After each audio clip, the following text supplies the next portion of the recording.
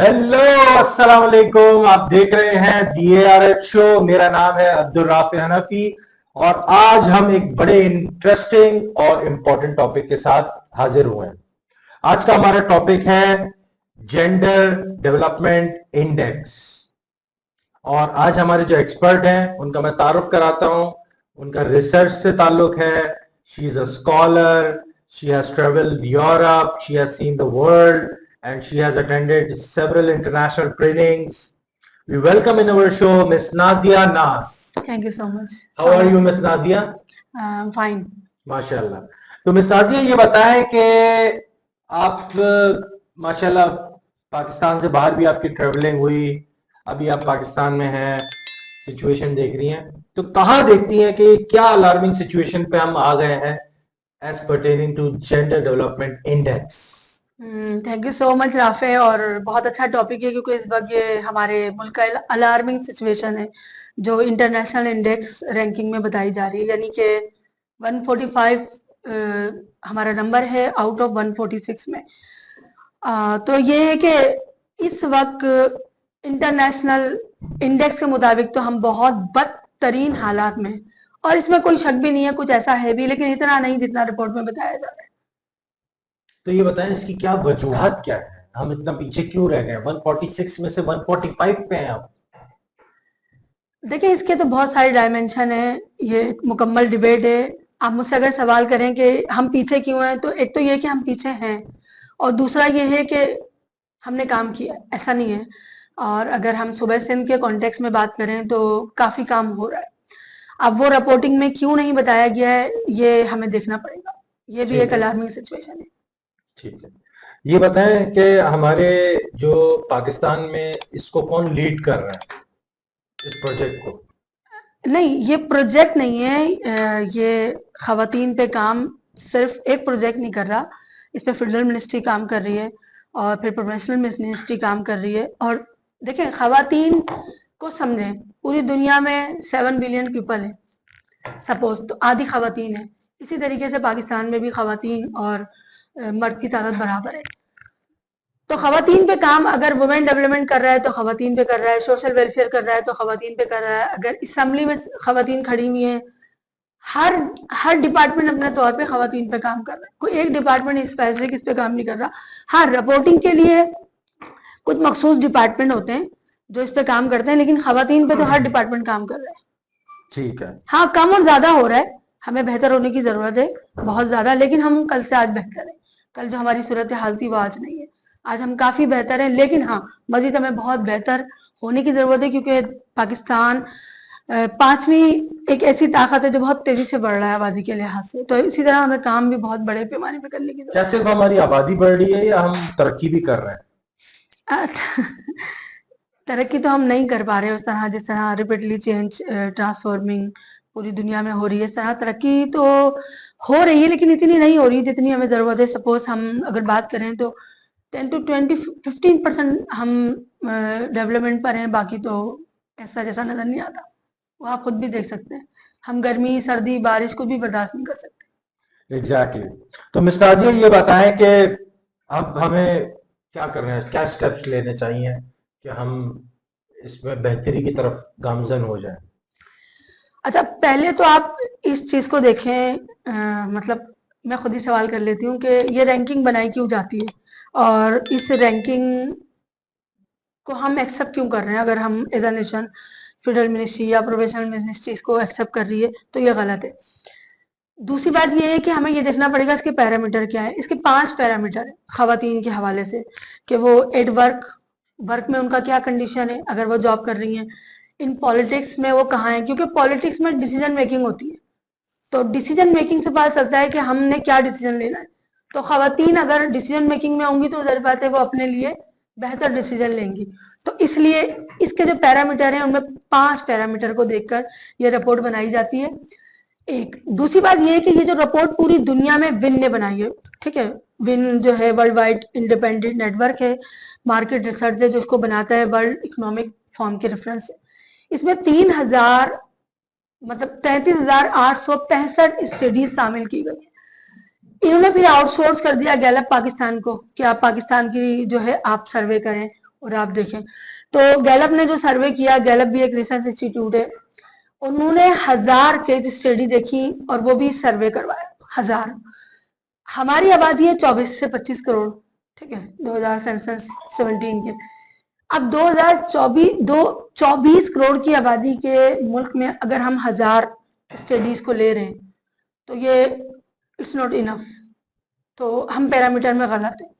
पहले तो हमें ये चैलेंज करना पड़ेगा कि ये रिपोर्ट बेहतर नहीं है, इसको हमें जो है हमारा जो रिसर्च है या फेडरल मिनिस्ट्री है या प्रोफेशनल लेवल पे जो इस पे काम कर रहे हैं उनको देखना पड़ेगा कि ये रैंकिंग गलत है। क्योंकि एट वर्क एक इन पॉलिटिक्स, फिर एट होम, घर में क्या कंडीशन है, अगर वो बेटी है, बीवी है, तो बेटी को क्या पढ़ाया जा रहा है, कितना पढ़ाया जा रहा है, ऐसा तो नहीं बेटे को ज्यादा तवज्जो दी जा रही है, तो घर में उसकी क्या कंडीशन है, इसको देखा जाता है। फिर आर्ट में वो क्या कर रही है, इस स्पोर्ट में वो क्या कर रही है, ये 5 पैरामीटर को देखकर रिपोर्ट बनाई जाती है। तो आपका सवाल वही है कि अब खवातीन की जो सूरत हाल है वो, जैसे सपोज सिंध की मैं बात करूं तो हमारे 7 डिवीजन है और 31 डिस्ट्रिक्ट है। तो सिंध में अगर हम कराची की बात करें तो सूरत हाल बेहतर है, आप खुद देख सकते हैं यूनिवर्सिटीज में, कॉलेजेस में और हर तरीके की मिनिस्ट्रीज में, एमएलए, एमपीए, सिंध असम्बली में, मुख्तलिफ ऑफिस में हमें गर्ल्स नजर आती है। तो एड वर्क हमें यहाँ बेहतर सिचुएशन है। लेकिन अगर हम उन डिस्ट्रिक्ट की बात करें, उन डिवीजन की जो विलेजेस एरिया है, तो वहाँ हमें बहुत काम करने की जरूरत है, चाहे वो इन पॉलिटिक्स हो, चाहे वो एट वर्क हो या एट होम हो या आर्ट हो या स्पोर्ट हो। तो खवातीन को काम करने की यहाँ बहुत ज़रूरत है। इस पर तमाम मिनिस्ट्री है, तमाम डिपार्टमेंट है, हमारे पास 32 डिपार्टमेंट है। हाँ। और सारे जो है वो इंसान डेवलपमेंट पे काम कर रहे हैं, तो उनको ज़रूरत है कि उस पर काम करें। जी। अच्छा, मुझे एक बात बताएं मिस नाजिया, खवातीन, वो नेपोलियन हिल ने कहा है ना कि तुम मुझे बेहतरीन माएँ दो, मैं तुम्हें बेहतरीन कौम देता हूँ। तो ये बताएं, इसके लिए हम क्या कर सकते हैं, क्या स्टेप्स ले सकते हैं एज अ नेशन, किन किन मतलब क्या इसको कहना चाहिए ऐसे कि हम किन शोबों में काम करें खवातीन के पाकिस्तान में कि हम जो है वो एक बेहतरीन कौम बन सकें खवातीन के लिए। अच्छा, मर्दों पे भी काम करने की जरूरत है, खैर ऐसी बात नहीं है, क्योंकि ऐसा ना हो कि एक वक्त आए हम मर्द रो रहे हो कि भाई हमारे पास काम होना चाहिए। ये भी जरूरी है क्योंकि खवातीन पे बहुत काम हो रहा है इंटरनेशनली। अच्छा, दूसरी बात ये है कि देखें, अगर आप रिकमेंडेशन की बात कर रहे हैं तो कुछ ऐसे एरिया हैं जैसे डेमोग्राफिक तौर पे हमें देखना पड़ेगा कि खवातीन की कंडीशन क्या है। हमारे यहाँ सर्वे बहुत मुश्किल से होता है, किसी भी चीज का, आप चाइल्ड लेबर का सर्वे देख लें, किसी भी चीज का सर्वे के लिए हमारे पास एक टीम चाहिए होती है, वो टीम नहीं होती। 2017, आप सोचें कि 2017 में हमारा सर्वे हुआ था, 24 करोड़ की आबादी थी, और आज हम 2024 में यानी 6 साल बाद भी उसी 24 करोड़ की आबादी पे पॉलिसीज बना रहे हैं। अगर एक मिसाल लें, एक घर है उसमें 6 बच्चे हैं, 5 साल बाद उसमें 3 बच्चे और बढ़ जाते हैं, तो ईद पे 3 बच्चों के छूट बढ़ जाएंगे। तो वो चीज हम नहीं देख रहे कि इन 6 सालों में जो हमारा आबादी क्योंकि तेजी से बढ़ रही है, तो 2 करोड़ आबाद बढ़ गए होंगे, तो उनका गैप कैसे पूरा होगा। हमें डेमोग्राफिक पे काम करने की जरूरत है क्योंकि खवातीन के अक्सरियत से डोमिसाइल, पीआरसी, बेफाम, बर्थ सर्टिफिकेट बनते ही नहीं है। निकाह भी इवन के जब काफी इंटरनेशनल ऐसी रिसर्च है, क्योंकि मेरा इंटरनेशनल जाना भी हुआ और पढ़ती हूँ, तो उसमें ये है कि खवातीन की शादी भी हो जाती है और उनके निकाहनामे नहीं बनते। तो हमारे पास नादरा को एक्टिव होना पड़ेगा। डेमोग्राफिक के लिए बहुत सारे इंडिकेटर हैं। अच्छा, उसके बाद हमें अपनी गवर्नेंस बेहतर करना पड़ेगी खवातीन के हवाले से। गवर्नेंस में बहुत सारे पैरामीटर हैं, इंडिकेटर हैं, उसको देखना पड़ेगा। उसके बाद हेल्थ पे देखना पड़ेगा क्योंकि बहुत सारी खवातीन ऐसी हैं जो 12-13 साल की उम्र में उनकी शादी हो जाती है, हालांकि हमारे पास जो है कानूनी तौर पे 18 साल, हाँ, कानून पास हो चुका है हमारे पास कि चाइल्ड मैरिज नहीं होनी चाहिए, तो वो बहुत सारी बच्चियां मर जाती हैं। तो हेल्थ इशू है हमारे पास। फिर उसके बाद एजुकेशन में देखें आप, 65 लाख बच्चे आउट ऑफ स्कूल हैं सिंध के और 2 करोड़ पाकिस्तान के, यानी कि पूरी दुनिया में 56 मिलियन लोग आउट ऑफ स्कूल हैं, जिसमें से 22 मिलियन पाकिस्तान के, यानी पूरी दुनिया एक तरफ और पाकिस्तान एक तरफ। तो हमें इसको देखना पड़ेगा कि हम अपनी बच्चियों को पढ़ा नहीं पा रहे, एटलीस्ट हम प्राइमरी भी नहीं पढ़ा पा रहे। तो जो बच्चियां प्राइमरी भी नहीं पढ़ रही तो वो कैसे सरवाइव करेंगी। उसके बाद इकोनॉमिक जो हमारा पार्टिसिपेशन अपॉर्चुनिटीज है ना, वो खवातीन के लिए बहुत कम है। सपोज अगर मैं भी किसी ऑफिस में जॉब कर रही हूँ तो I am facing number of challenges. मतलब अगर मेरे मुकाबले में कोई मर्द है तो वो ये सोचेगा कि मैं आगे ना जाऊं, वही आगे जाए। तो हमें इस सोच को भी थोड़ा खत्म करना पड़ेगा कि अगर खवातीन अच्छा काम करना पड़ रही हैं तो उनको एक ग्राउंड देना पड़ेगा। उसके बाद जस्टिस है, हमें इंसाफ से देखना होगा कि खवातीन के राइट्स क्या है। पूरी दुनिया में इस पे काम हो रहा है। सीडा एक कन्वेंशन है जो पाकिस्तान ने भी रेटिफाई की हुई है और उस पर बहुत काम हो रहा है, जो बीजिंग डिक्लेरेशन के बारे में मतलब बताती है, जो बेनजीर साइन करके आई थी मोहतरमा बेनजीर साहिबा। तो खवातीन पे काम बहुत होना है, कुछ हो रहा है, और जो होना है उसके लिए बाकायदा प्लानिंग की ज़रूरत है। डिपार्टमेंटल अगर चीफ सेक्रेटरी हैं, गवर्नर हैं, और सीएम है, चीफ मिनिस्टर, सबको मिलके डिपार्टमेंट को जाहिर सी बात है एक अच्छी हेल्दी मीटिंग करनी चाहिए। और हमारे यहाँ ना पॉलिसीज बन जाती हैं, बहुत पॉलिसीज। दुनिया आपको पता है पूरी दुनिया में सिंध एक ऐसा सूबा है जिसमें दुनिया में सबसे ज्यादा लेजिस्लेशन हुई है, प्लस पॉइंट है, लेकिन इम्प्लीमेंटेशन नहीं है। एग्जीक्यूशन नहीं है, हाँ बिल्कुल नहीं है, 80%। पेपर हाँ वर्क है। हाँ, तो अब उस पेपर वर्क को इम्प्लीमेंट लाने के लिए हमें उसके चैलेंजेस देखना पड़ेगा। Where we stand, what is our problem, where we have to go, what is our destination. तो ये चीजें, तीन चार चीजें, हमें ज्यादा नहीं, सिर्फ इन पर बात करनी है। खवातीन या बच्चे या बूढ़, जो भी इंसान है, हम कहाँ खड़े हैं, हमारे मसाइल क्या है, हमारे बैरियर का है, हमें जाना कहाँ है। अच्छा, मजे की बात यह है कि जब पाकिस्तान बना तो उस वक्त जापान तबाह हो गया था, आज वो कहाँ है। जर्मनी बिल्कुल खत्म था, आज वो कहाँ है। यूरोप बिल्कुल ही खत्म हो गया था, आज वो कहाँ है। तो अगर एज अ नेशन सब अपने जिम्मेदारियां पूरी करेंगे तो हम यकीनन कल कहीं बेहतर खड़े होंगे। और अगर हम ये सिर्फ क्रिटिसिज्म करते रहेंगे और हम ये सोचते रहेंगे कि हम नाकाम कौम है, तो यकीनन हम नाकाम की तरफ ही जाएंगे। नहीं, ऐसा तो नहीं है कि हम नाकाम कौम है, हम बहुत सारी चीजों में कामयाब हैं।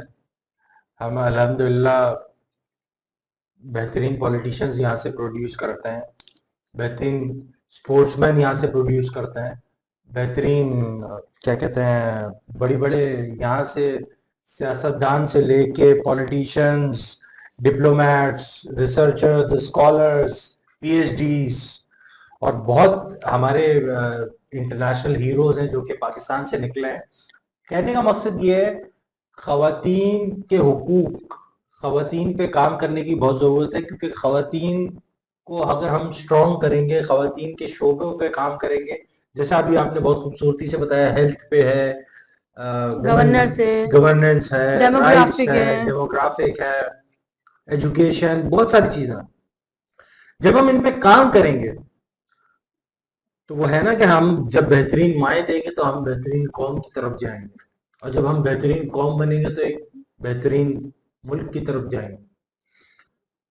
यही वो माएँ होंगी जो ऐसे बच्चों को जन्म देगी जो कि पॉलिटिक्स में आएंगे, स्पोर्ट्स में आएंगे, पॉजिटिविटी होगी। पॉजिटिविटी होगी, एजुकेशन में आएंगे, पढ़ेंगे लिखेंगे और तरक्की करेंगे। देखिए, मैं आपको एक चीज समझाऊं, बताने का मकसद ये है कि हम इल्म से दूरी जो है ना, वो उसको कम करना पड़ेगा। हमें अपनी खवातीन को एजुकेट भी करना पड़ेगा, जैसे भी आपने बताया कि लाखों बच्चा, करोड़ों बच्चा जो है वो एजुकेशन से महरूम है। हमें उनको एजुकेशन की तरफ लाना पड़ेगा, और एजुकेशन की तरफ लाना इसलिए भी पड़ेगा क्योंकि मैं ये समझता हूँ कि मैट्रिक 1 क्लास से लेके 12वीं क्लास तक, यानी इंटरमीडिएट तक, तो हमें एजुकेशन फ्री कर देनी चाहिए, और हमें स्किल्ड वर्कर्स प्रोड्यूस करने चाहिए। देखिए, मैं आपको एक और चीज बताऊं, हुनर foundation, Memon industrial technical institute और ऐसे कारीगर और बहुत सारे इदारे हैं जो बच्चियों को हुनर सिखा रहे हैं, सिंध में और ओवर पाकिस्तान भी कर रहे हैं। तो वो ऐसा नहीं है कि काम नहीं हो रहा, बहुत काम हो भी रहा है, दिखाया नहीं जा रहा।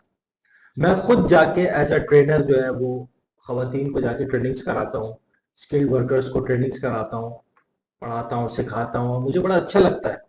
I feel from the bottom of my heart very nice कि हमारे मुल्क में बच्चियों को हुनर सिखाया जा रहा है ताकि वो अपना रोजगार कर सकें, वो पैसे कमा सकें, वो घर में रेवेन्यू जनरेट कर सकें।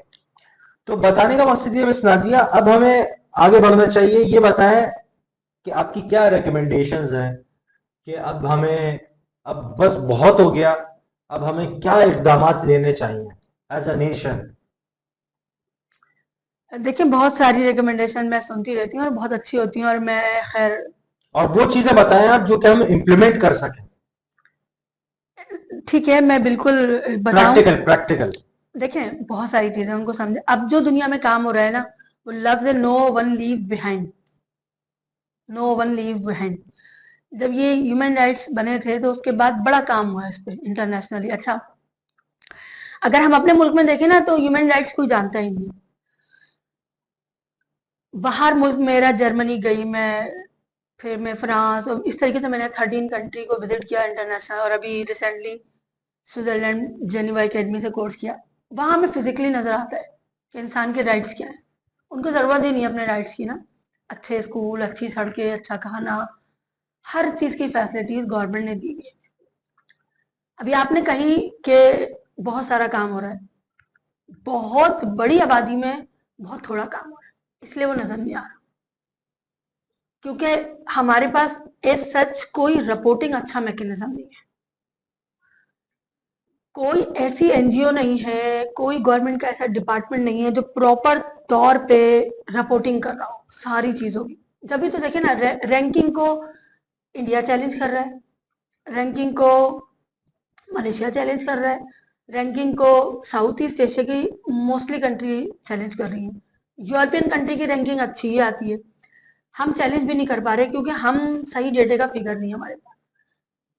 अब काम की बात करते हैं तो काम में अब एसडीजीज पे काम हो रहा है, जो एजेंडा है सस्टेनेबल डेवलपमेंट गोल्स 17, जो 2030 में खत्म हो जाएंगे। ठीक है, इसकी शुरुआत हुई थी 2000 में। ये बहुत जरूरी है इसको समझना। 2000 में पूरी दुनिया की रैंकिंग करी उन्होंने, कहा कि हम मिलीनियम डेवलपमेंट गोल्स बनाते हैं। वो थे 8। उन्होंने उसमें दूसरा रखा था एजुकेशन, यानी कि इतना खास है कि दुनिया के जितने बच्चे हैं ना, एटलीस्ट वो प्राइमरी स्कूल जरूर पढ़े पूरी दुनिया में। वहां पे जो गिरे ब्लैक एरिया था उनमें पाकिस्तान था, अफ्रीका था, और सम अदर कंट्रीज थी। डेवलपिंग कंट्री में पाकिस्तान, बांग्लादेश और अदर कंट्रीज थी।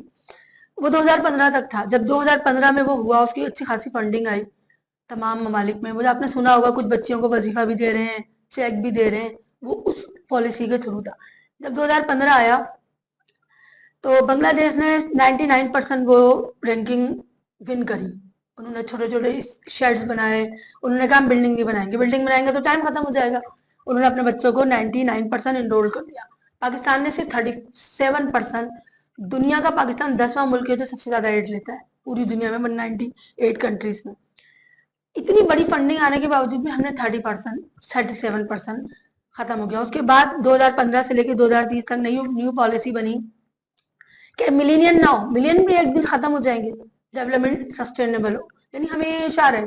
आज की जनरेशन अगर फायदा उठा रही है तो कल की जनरेशन को भी ये फैसिलिटीज मिले। ऐसा ना हो दुनिया खत्म हो जाए। उनमें भी कुछ हॉट इश्यूज थे, उसमें ये क्लाइमेट चेंज था और आउट ऑफ स्कूल बच्चों पे था। क्योंकि आउट ऑफ स्कूल बच्चों पे काम 2000 में हो चुका था, तो 2015 में उन्होंने कहा कि अब बच्चों को तो आउट ऑफ स्कूल करेंगे, उसके साथ क्वालिटी ऑफ एजुकेशन पे भी काम होगा। कि भले वो प्राइमरी पढ़ रहे हैं, लेकिन प्राइमरी में उनकी क्वालिटी क्या, उनको अपनी लैंग्वेज आती हो, उनको इंग्लिश आती है, क्योंकि दुनिया, और तीसरी एक लैंग्वेज आती है, उनका मैथ अच्छा हो कि कम से कम वो जॉब कर रहे हैं तो छोटे मोटे, यानी कि दुनिया के हर बच्चे की बात होगी उस पे। आज हम 2024 में 6 साल रह गए। अभी मैं सिंध की बात कर रही हूँ, 65 लाख बच्चे आउट ऑफ स्कूल है।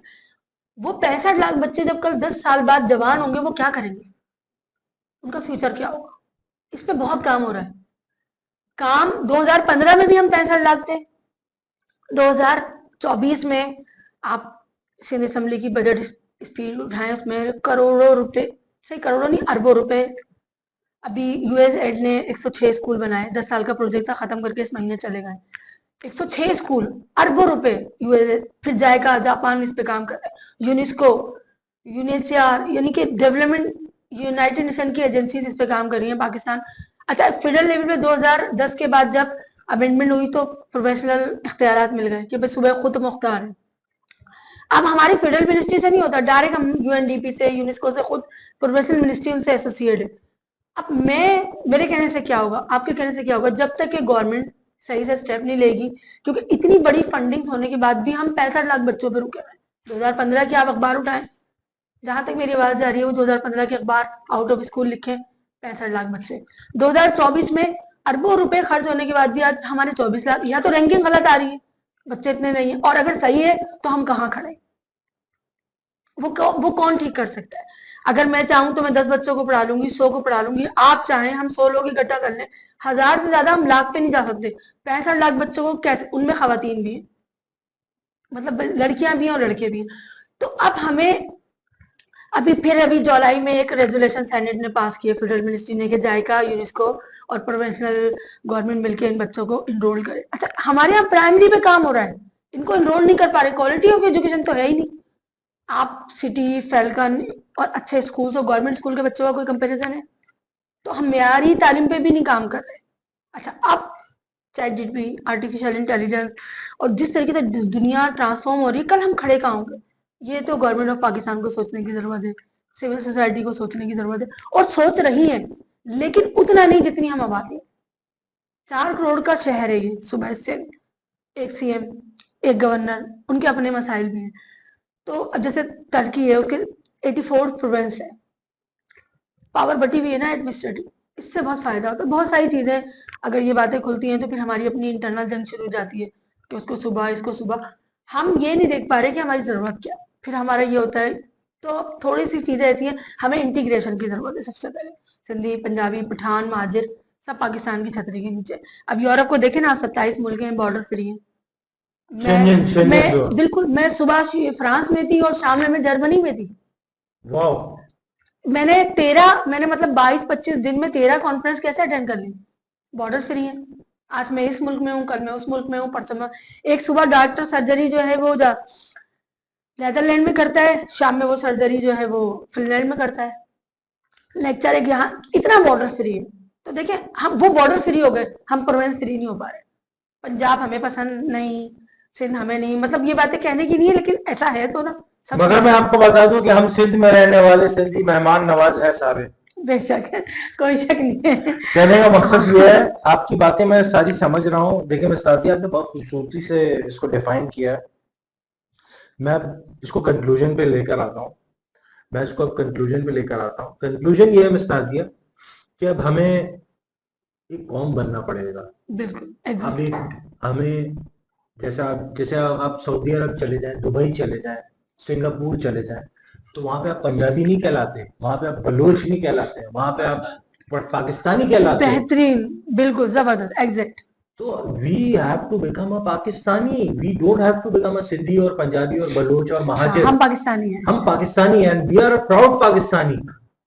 देखिए, सबसे पहले पाकिस्तान ने हमें बहुत कुछ दिया है। ये देख, अब सवाल ये है कि हमने पाकिस्तान को क्या दिया है। आई मेंशन समथिंग, मैं सिंधियों में काम करती हूँ और बहुत सारे सिंधी बहुत अच्छे हैं।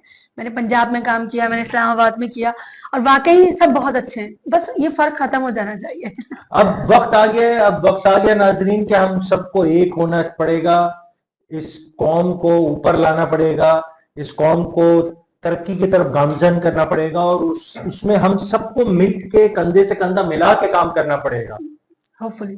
कहने का मकसद ये है, वो चाहे सिंध हो, पंजाब हो, बलूचिस्तान हो, केपीके हो, जितनी जगहें हैं, सब जगह हमें एजुकेशन को ऐसा कर देना चाहिए कि हर बच्चा अंग्रेजी बोलना जानता हो, हर बच्चे को आर्टिफिशियल इंटेलिजेंस आती हो, चैट जीपीटी आता हो, हर बच्चे को डिजिटल मार्केटिंग आती हो, लेटेस्ट टेक्नोलॉजी की चीजें आती हो, ताकि हम दुनिया के साथ कदम से कदम मिला सकें। मिस्ताजिया, मैं आपका बहुत शुक्र, दिल की गहराइयों से आपका शुक्र अदा करूंगा। आज आप आई और आपने बहुत इंपॉर्टेंट टॉपिक के ऊपर जो है वो जो है अपना वक्त निकाला हमारे लिए। so much. और मैं चाहूंगा कि लास्ट 1 मिनट कोई एक अच्छा सा मैसेज, आपको ऑडियंस देख रही है, कैमरे में अपना मैसेज दे दें। पाकिस्तान जिंदाबाद, पाकिस्तान हमेशा कायम और दायम रहे और पाकिस्तान बहुत तरक्की करे। अल्लाह से दुआ गो। So it was Miss Nazia Nas and you were watching the ARH show. अपने होस्ट अब्दुल राफे हनफी को इजाजत दीजिए। Thank you so much.